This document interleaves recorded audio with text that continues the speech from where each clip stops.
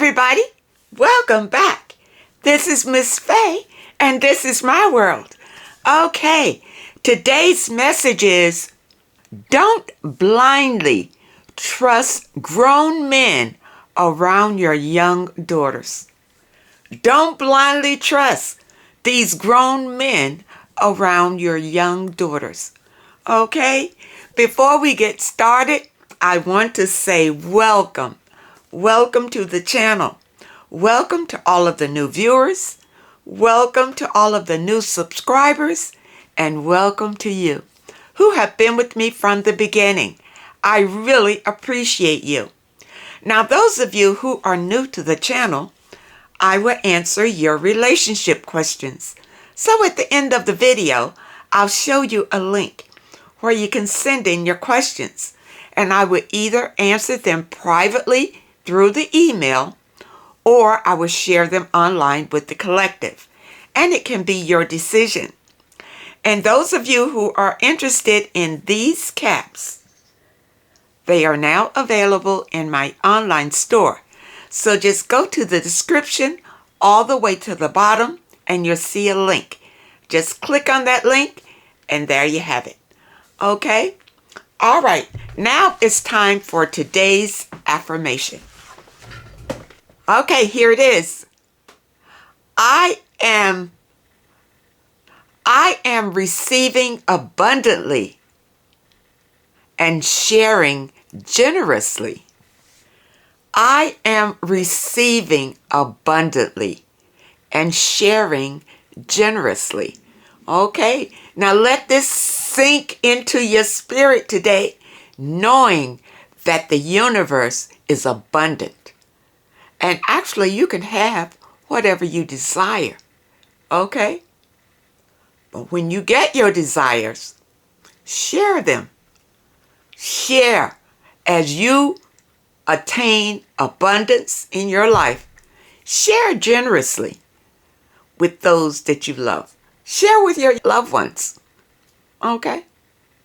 There's no limit to the abundance that the universe can provide for you. Okay? And once you have that mindset, well, then you can be generous.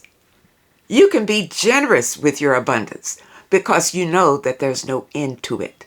Okay? People, you need to be on your spiritual path so that your desires can manifest and the abundance will continuously flow into your life.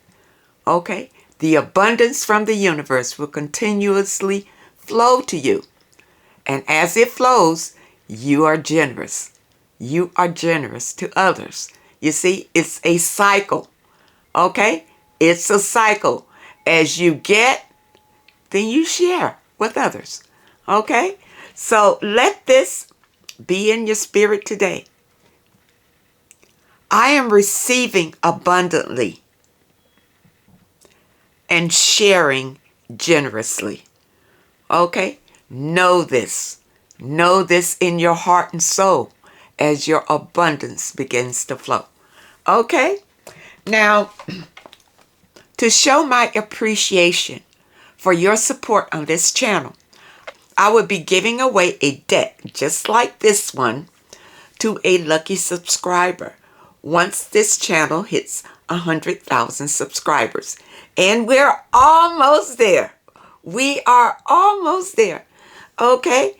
So all you need to do is be a subscriber, and I will randomly choose a lucky subscriber to receive this deck once this channel hits. And I will be announcing the winner on the channel. And hopefully once you get the deck, you'll take a photo and send us a picture with you holding your deck, and we will share it with the collective. Okay? So good luck to all of you. All you need to be is a subscriber, and I will be randomly choosing one of you to receive this deck. Okay? So good luck to you. Now, let's dive into this message today. Ladies, don't blindly trust men with your young daughters. Okay? And I don't care if these men are relatives. They can be your uncle. They can be your cousin. They could even be your boyfriends or your husbands. Watch them around your young daughters, because evil is rampant in society. It's rampant. And this evil influence can destroy your young daughters. Okay? If a man touches them in a young age, it can ruin them. It can ruin their lives. Understand? That's why I'm saying watch your young daughters around these men. Okay? And even when you send them to school, be careful, because a lot of these young girls are molested right at school. Okay? Or at church. Or at church. You send your young daughters off to Sunday school or to Bible study or whatever. Many of these young girls are being molested when they go to these meetings where men are.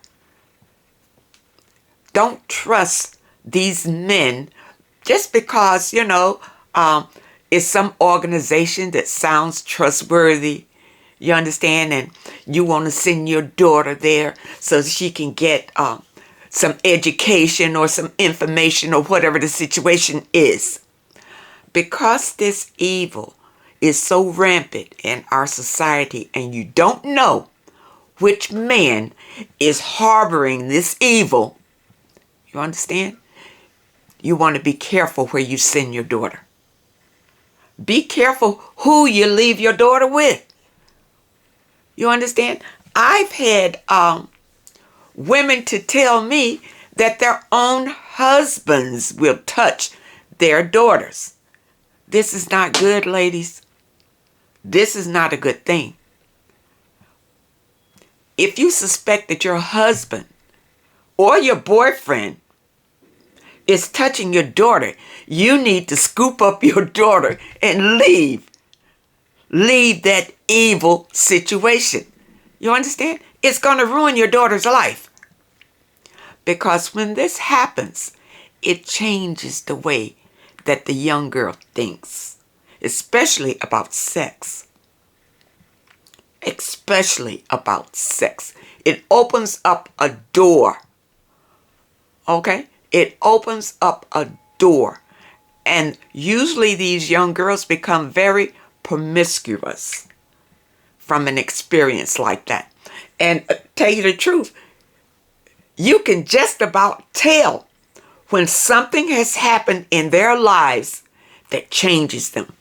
It changes them just like that. And now I'm not talking about someone their age. If they're with someone their age is different from a grown man who's much older than this young girl takes sexual advantage of her. It can change her perspective about intimacy, about the sexual experience, and about how she engages with men. Okay? Okay? Just be very careful of your young daughters around grown men. Okay? You can't trust them. You can't trust. Now, some men you can trust, but allow these men to earn your trust before you scamp off your daughter to them. You understand? Your daughters can be molested at any time, any place that men are. You understand? Where men are. And today's message was prompted by a letter that came in. And let's read the letter, and then we're going to talk more about this subject, okay? She says, my sister and I are in our 60s. I'm older, and we're 2 years apart. I have retired from corporate employment and do not have those pressures and responsibilities. I know you're happy about that. I've been able to reflect and observe a pattern about my sister starting from when we were preteens. At age 12, a sixth grade male teacher would lock his classroom door with the two of them inside the room during student recess. According to her, she was helping him to grade student papers. This same married teacher would exhibit this same action with young girls who lived in foster homes. You can see that's no good. You know they're doing a lot more than grading papers, because if they were grading papers, why lock the door? Why lock it? Okay? I suggest that this male teacher was sexually abusing your sister at this time. Okay? And your sister probably didn't realize that she was being abused, being young at the age of 12. You see, it was just an experience for her, but it opened up a door to sexuality. It opened up a door to distorted sexuality. It's distorted because this man took advantage of her. Okay? About age 14, she became very promiscuous with married men only and drinking alcohol. Yeah, because I'm pretty sure that teacher, that male teacher, introduced your sister to all of these habits. Okay? He introduced it. You understand? With her being young and this male paying attention to her, you see? It gave her some satisfaction and made her feel above the rest by being with this teacher. Okay? And I'm pretty sure that's what happened. By age 16, she was staying out all night with married men who would drop her off in their car around 5 a.m. So you know what that was about. Just sex. That's all it was, sex. The next morning, even though our curfew was midnight, she was extremely drunk. My mother would hurry her in the house so the neighbors would not see her coming home that time of morning. No man was in the house because my dad had died, and that's how that male teacher was able to slither right in and take advantage of your sister, because there was no male around to defend either you or her. There was no male. Understand? And he took advantage of that. No man was in the house because my dad had died. My mother tried to discipline her, but she ignored my mother and went to bed and slept all day Saturday. This was a regular routine every Friday night and Saturday. I think it wore my mother out. I'm sure it did. I'm sure it did. And it all stemmed from that evil male teacher. Okay, that's where it stemmed from. In her early 20s, she started dating an unmarried man and told everyone he had asked her to marry him. This was not true. The highlight, she set up a wedding at a church, knowing he was not going to show up, which he did not. I was in another state with my husband. My mother called me, highly embarrassed, and tried to whisk her out of town. She did not leave. Okay, it seems like your sister has some mental problems too. She's got some mental issues. All right? And I don't know if the mental issues stem from her experience with that teacher or not, but I'm almost certain that that teacher molested her.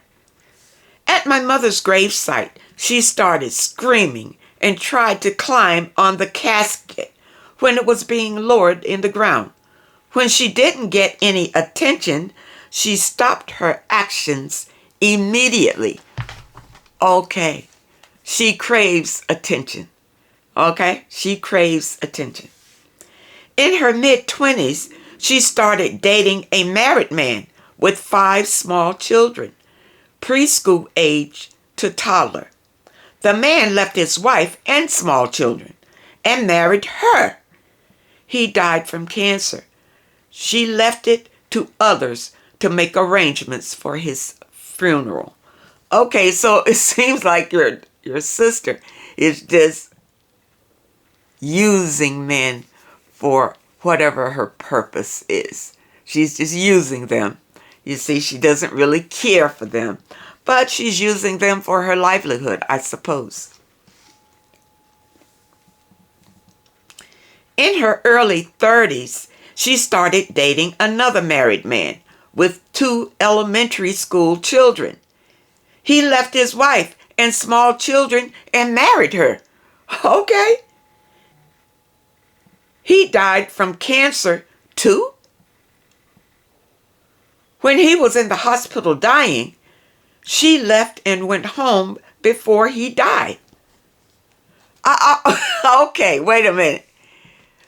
Is your sister scouting around the cancer centers for these men? Because it's more than a coincidence that the second husband died from cancer too. Okay, maybe that's where she's finding him. She's going to where, these men are seeking treatment. I have no idea. During his funeral service, she got up and began to dance in the church, taking the attention off of him and putting it on her. Okay, when you say she started dancing in the church, I suppose you mean shouting around. That's what they call dancing in the church, when you're just shouting and making a scene. Okay? His funeral was on a Saturday, and she went to church on Sunday as usual. Okay, apparently she did not care for him either. Okay, how she's able to break up these marriages is beyond me. You see, she's attracting the same type of men who will leave their wives for her. Okay? After the death of her second husband, she started bringing married men into my mother's house. My mother was elderly and did not like this behavior. I would leave my family in whatever state they were in and go and clear these men out of my mother's house. Okay. This is crazy. And I'm pretty sure from this, it does seem like your sister has some mental issues. Before COVID, she would go to church, sometimes every day. She was and is still upset that she was not allowed to go to church for 1 full year in 20 years. She likes to hang around pastors. She gets energy from hurting people and from their emotions. It's as if she comes alive like a vampire, drinking fresh blood. Several years ago, she called me saying she needed money to purchase tires for her car. I sent her $700 to help her. I called and asked, did she get the money? She started laughing at me and said she didn't need any money.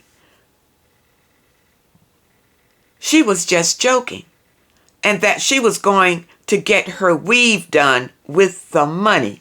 Okay, yeah, it really sounds like your sister has mental issues. Okay. I went to visit her in 2015 and was staying at her house. On our way from the airport, she wanted to stop and eat. I told her I was tired and had been traveling all day by air, over 2,000 miles. I would like to get to her house and rest. She drove up to a restaurant in a town I was unfamiliar with, took her keys, left me sitting in the car in the winter, went inside, ordered a dinner meal, sat down and ate it. Okay, this is very hard to understand where your sister is coming from and why she is doing these things. This is way beyond her being molested by her teacher. This is way beyond that. During the time I was there, she told me that 20 guests were coming for Christmas dinner. She had food catered in. She set the table for guests, but no one showed up. And I found out later that no one was supposed to show up. This is crazy. Okay? She wanted to throw all the food in the trash. I asked her if there was a place where we could take the food rather than throw it away. We found a couple with 4 children who were grateful for the food. She had attached herself to our male cousin, who is a pastor for about 14 years. He really helped her around her house to do some heavy lifting. He had a stroke recently. She doesn't want to have anything to do with him anymore. Why? Because he had a stroke and he can't help her anymore? Okay. She has attached herself to a young couple. Husband is a pastor. Actually, she is attached to the pastor, not the wife. She mocks the wife ever so subtly. I could go on, but enough said. Okay, in your letter, you talk a lot about your sister's antics. Okay, but what's your question? What is it that you want to know? Is it why your sister is reacting to things the way that she's reacting to? You didn't give a lot of background about, you and your sister growing up. So I know you entitled your letter, Narcissistic Sibling, Sister. Well, I can't say if she's a narcissist or not.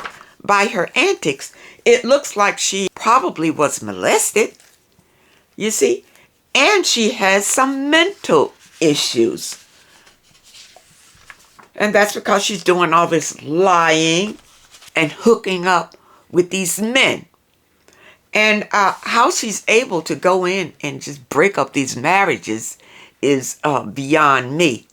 And also how she's able to choose these men who have 1 foot in the grave already. You understand? Maybe she's seeking out these type of men. These men who are on their way out. I don't know. You didn't say if is she profiting from these marriages? Your letter really leaves out a lot of information, so I'm not really able to advise you about your sister other than tell you what I see in this letter. Okay? And it does look like your sister was molested at a very young age. And this set her on that path of being sexually promiscuous with men. Okay? It set her on that path. And a lot of young girls, when they are promiscuous like this at a very early age, is because they have been touched by an older man. Okay? And you can keep your eyes open for that. Ladies, watch your daughters. Okay? Watch your daughters around older men. You see, sometimes I see, young girls sitting on these older men's lap. It could be your uncle. All right, come in, sit on my lap and bounce you up and down and all that kind of nonsense. No, that shouldn't be. No. No. And don't allow your daughters just to run over to your relative's house if you are suspicious of the dad, even if he has children. Don't allow your young girl to go over there, your daughter, to go over there to play with his daughters if you suspect him. It's not a good thing. Ladies, protect your young daughters. Now, I know that letter was about a sister, and that happened to her. Okay? But the message today is protect your young daughters around older men. And don't trust these older men just because they happen to be pastors or deacons or counselors or coaches or whatever they are. Don't blindly trust these men around your young daughters. Okay? Because these men will take advantage of them. Many of them, too many of them will. You see? Whether they are related to you or not, it doesn't matter. If they have that evil energy inside of them, they will do it. They will act on it. You understand? And you never know who it is. You see? Now, I hope that you understand this message. And I really hope that it helps someone to protect your daughters. Protect them at all cost. You see, with so many energies out here today, and there are evil energies out here trying to persuade your young daughters to be something other than their true, authentic selves. These energies are trying to mold your young daughters into sexual objects. You see, you're getting it from TV, from the movies, from peer pressure. When they go to school, they're promoting these issues to young women. You understand? And changing who they are. These young girls are impressed by these evil influences that are making them believe that they came here being something different from who they really are. There are evil energies out here who are persuading your young daughters to be sexual objects. Sexual objects. And they are influencing them at a very young age. A very young age. You see? Because this is when they are growing into their authentic selves. But these evil influences are persuading them to develop in a different way. In a different way. Okay? These are evil energies. Negative, low vibrational energies. Watch your daughters. Watch what they are watching. Watch what they are watching. See where they're going and who their friends are. Because their peers can persuade them to do things too. Their peers can persuade them and teach them things that maybe they're not learning from you. See, it's better if you sit down with your daughters and be honest with them and tell them about the ills out here in society. When these things come up in their lives, they know better how to navigate it. Just like in the last letter, where this 12-year-old girl was being locked in a classroom with her teacher, you see, grading student papers. That's the lie he told her to tell. You see, they probably started off grading student papers, but they didn't need that door lock to do it. Okay. Okay. Watch your daughters. Watch them all the time. Okay? Because you never know. You never know what is in a man's mind. You see? People, watch your daughters and care for them and love them and support them and be there for them. Talk to your daughters. Don't just send your daughters out into the world for the world to teach them. You are the first teacher. You teach them. Spend time with them. Talk to them. Let them know about the dangers that are out here. Okay? Let them know about men and what men want from them, even at a young age. Don't wait until you're going to tell them when they're 18, because that's too late. You need to tell them when they're young. I mean, before they're 10 years old, maybe even younger. When you can sit down and talk to them, talk to them. Because these men will molest your daughter at 3 years old. 3. You understand? You need to watch them.